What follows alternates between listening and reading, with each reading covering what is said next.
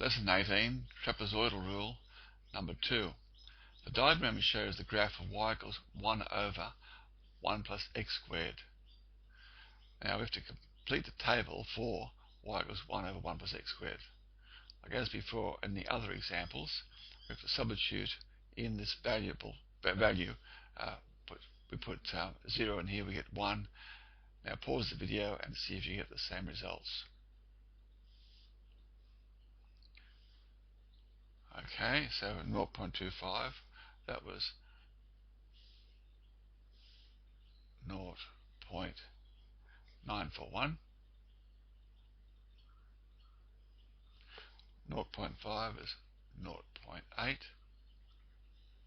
and 0.75 is 0.64.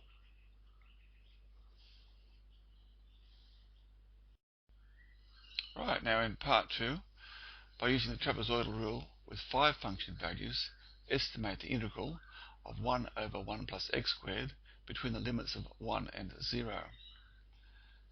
Now we'll set this up with as before, with the y1 being here, y2, y3, y4 and y5. Right, so the area will be equal to h over 2 outside of y1 plus 2 times y2 plus y3 plus y4 plus y5.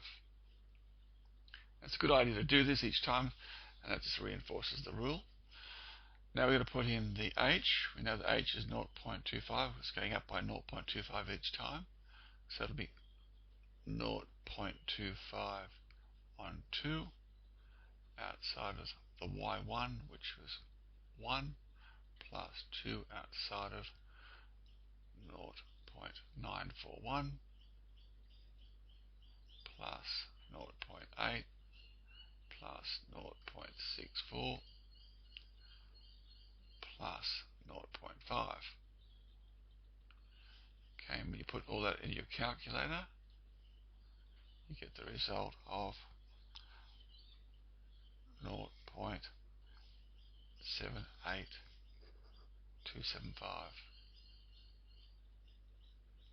as the approximate area underneath this curve between 0 and 1.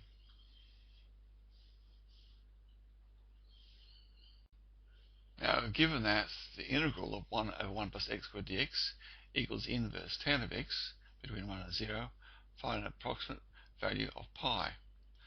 Now we've told what this integral is, so all we have to do is evaluate it by putting in 1 in here, and so that will be equal to the inverse tan of 1 minus the inverse tan of 0, and the inverse tan of 1 is simply pi upon 4, 45 degrees, which is pi upon 4 radians, minus nothing.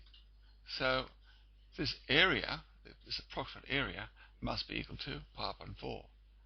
So pi upon 4 must be equal to 0.78533, and when we multiply both sides by 4, we get the result 3.131. Okay, which is getting closer to pi. It was better than previously, that previous ellipse function, but it's still not all that close.